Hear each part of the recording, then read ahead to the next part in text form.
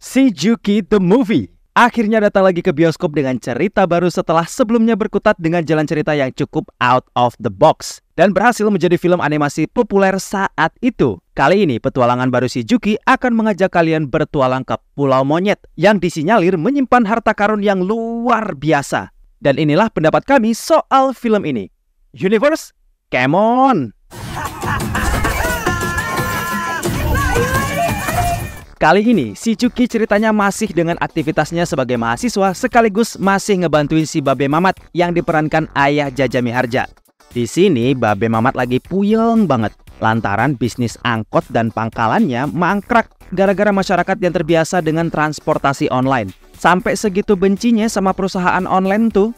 Nah, gimana caranya si Babe kudu bisa ketemu inovasi baru supaya bisnisnya tetap jalan. Jadilah Shijuki punya ide untuk bikin angkot terbang, tapi nggak disetujuin. Giliran konsultasi sama Bang Mandra, saran Bang Mandra malah sama aja, tapi eksekusinya yang beda. Setuju buat nyobain idenya mereka, hasilnya justru sebaliknya. Gagal total. Babe Mamat bingung nih sama Shijuki. Sampai akhirnya Juki ketemu peta harta karun yang disimpan di gudang rumahnya Juki. Gak pakai lama, Juki langsung nemuin profesor andalannya, Profesor Junet yang diperankan Om Indro Warkop, untuk menganalisa peta tersebut. Ternyata menurut penuturan Prof Junet, bener kalau itu peta menuju harta karun tersembunyi milik seorang petualang. Udah tuh, Juki berangkat ditemenin sama Babe, Emak, dan Prof Junet buat ngambil tuh harta karun. Sampai di sana mereka ketemu sama Susi yang diperankan Megan Domani. Doski punya kapal gede dengan nama Karyo dan misinya juga buat nemuin harta karun tersebut. Tapi naasnya mereka berurusan dengan kelompok perompak yang dipimpin oleh Kapten Badai dan diperankan Brian Domani. Lalu sesampainya di Pulau Monyet, ternyata Shijuki justru dapat sesuatu yang jauh lebih berguna daripada harta yang ia cari sama Babe, Emak, dan Prof Junet. Apa yang akan didapat sama Juki di pulau tersebut? Kenapa Susi juga mengincar harta Pulau Monyet tadi? Lalu siapakah sosok Kapten Badai yang sebenarnya? Jawabannya bisa kamu saksikan di bioskop sekarang juga ya guys ya.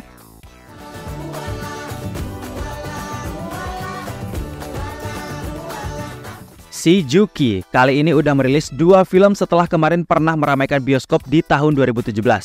Yes, Harta Pulau Monyet merupakan film panjang kedua Shijuki yang dibuat oleh Fazameong bersama Falcon Pictures.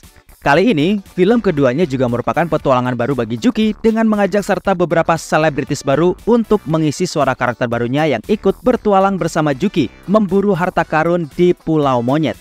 Dari kalangan komika, ada Regen Rakelna, Hifzi Hoir, Tretan Muslim, Coki Pardede, dan Sadana Agung. Sementara itu, dari kalangan selebritis dan konten creator, ada Om Indro Warkop, Ayah Jaja Miharja, Tante Maya Wulan, Bang Haji Mandra, Megan dan Brian Domani, Wizi, Andovida Lopez, dan Windah Basudara. Gak kaleng-kaleng kan pengisi suaranya? So, ini dia pendapat kami soal film ini. Dari segi plot, gue akan ringkas dan lugas untuk bilang kalau plotnya super duper ringan. Tapi ada 2 POV ya guys ya. Plot yang super duper ringan ini memang cocok banget kalau ditonton oleh anak-anak. Karena Shijuki juga mengutamakan plot ringan yang menyenangkan, petualangan yang bikin mereka nggak perlu mikir panjang soal kausalitas, termasuk hal-hal absurd yang membuka ruang imajinasi anak-anak sembari menonton filmnya sampai habis. Tapi karena kategorinya semua umur, sudah pasti penonton remaja dan dewasa pun juga boleh dan bisa menikmati film ini.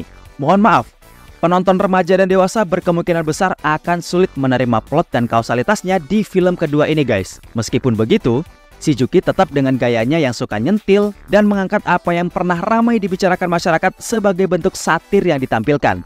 Tentunya hal ini bukan baru lagi bagi kalian yang sudah mengikuti karakter ini sedari awal. Apalagi Shijuki memang kental dengan nuansa komedinya yang dari dulu selalu bikin ngakak.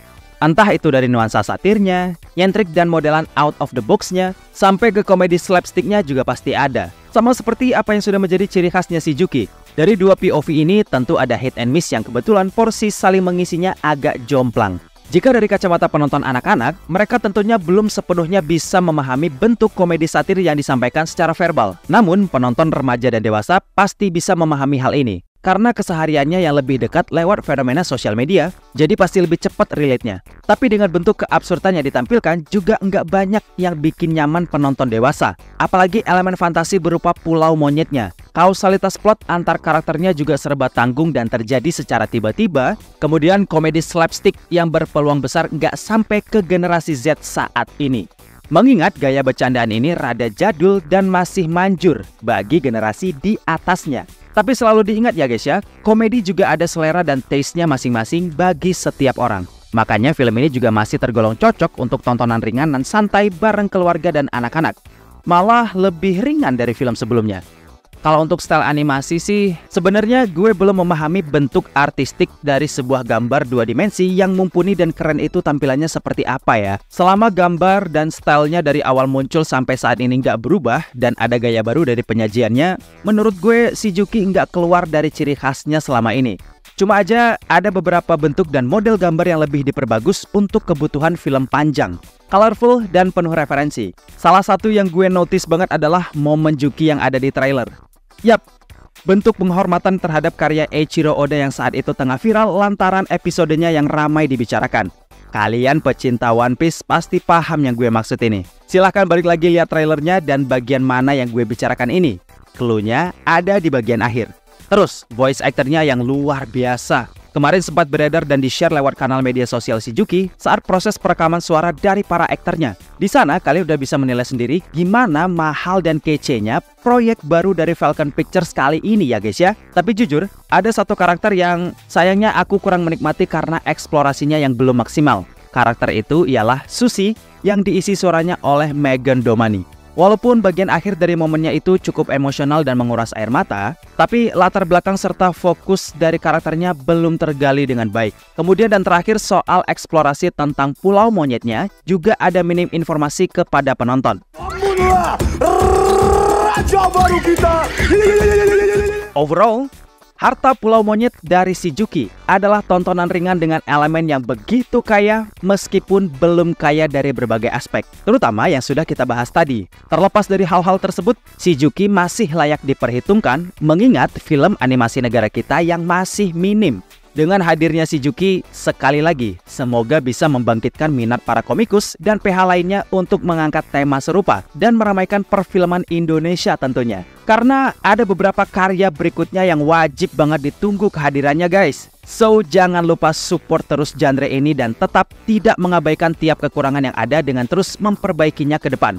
Semangat dan salam dari kami untuk semua komikus dan animator yang ada di Indonesia. Jangan lupa untuk kalian yang sudah menonton film ini, silahkan bagi pendapat kalian soal film ini ya Universe. Terima kasih untuk kalian yang sudah menonton pembahasan kita kali ini. Terima kasih untuk super thanks dan sawerianya, serta terima kasih yang sudah bergabung di membership community. My name is Putra and Bang Eka has to sign out and until next time.